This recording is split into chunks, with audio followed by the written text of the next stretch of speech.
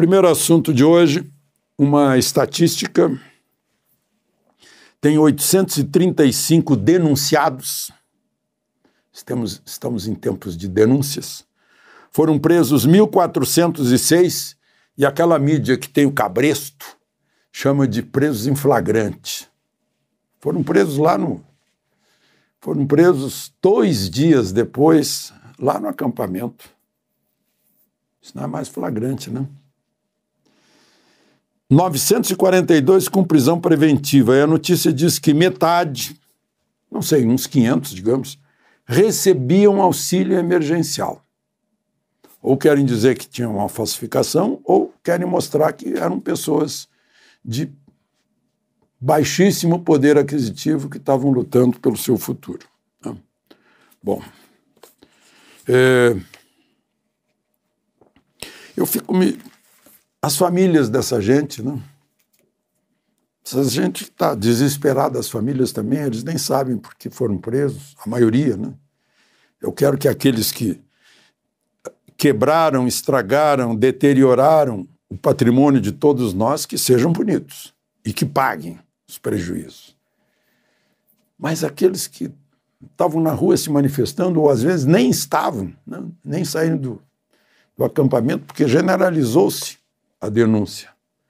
Essas famílias estão desesperadas e estão pedindo CPI. Por que estão pedindo CPI? Estão querendo que investigue. Todos queremos que se investigue. As causas remotas, as consequências, o que aconteceu, as identidades dos vândalos, as razões dos vândalos.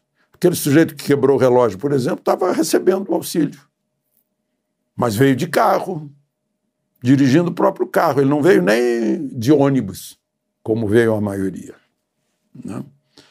São coisas estranhas que a gente vê por aí.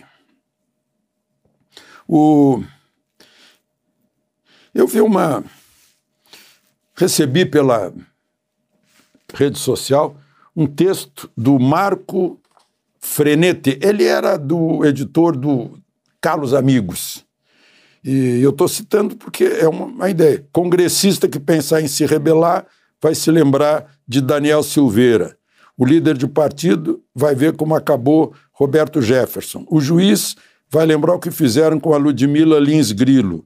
O jornalista vai lembrar de Alan dos Santos e do Canal Hipócrita, né? O brasileiro que pensa em protestar vai lembrar dos inocentes que foram amontoados, né, e presos, né? Aí eu fico pensando assim, poxa, eu não ouvi Fernando Henrique Cardoso falar sobre isso, né? Eu ouvi o outro dia, eu lembrei disso porque outro dia eu ouvi o Roberto Freire estranhando, mas não ouvi o ACM Neto, por exemplo, né? O ex-presidente Michel Temer. São pessoas de peso no Brasil, mas parecem caladas, né? A gente fica esperando alguma coisa deles, né?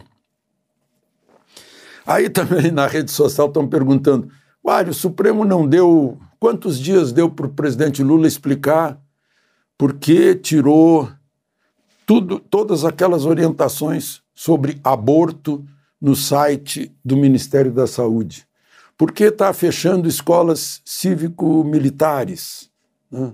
Por que fechou lá uma assistência para pessoas com dificuldade na fala, que não conseguem se comunicar, né? Qual é a explicação? Quantos dias vai ter para explicar o decreto que está tentando restringir o direito legal e certo dos colecionadores e atiradores esportivos, né? Porque, sabe por quê? Eu respondi até para a pessoa que me mandou, porque a oposição de hoje não tem um Randolph Rodrigues para ir ao Supremo e pedir, porque o Supremo não pode fazer isso. Quando faz de iniciativa própria, está errado. É ex officio, ex ponte. Não, o Supremo é provocado pelo Ministério Público, por um partido político, por um líder político, não, ou por outro tribunal. O Supremo tem que ser provocado. Não tem sido provocado, não tem se pronunciado a respeito desses assuntos. É bom que a gente esclareça, não? Bom, vamos adiante.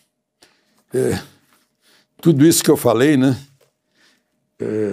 Falei lá no início do povo em armas, que fez o exército lá nos Estados Unidos, foi assim. Isso resultou na segunda emenda da Constituição, a segunda emenda de 1700 e... Deixa eu ver se eu acho aqui. 1791, tá até hoje.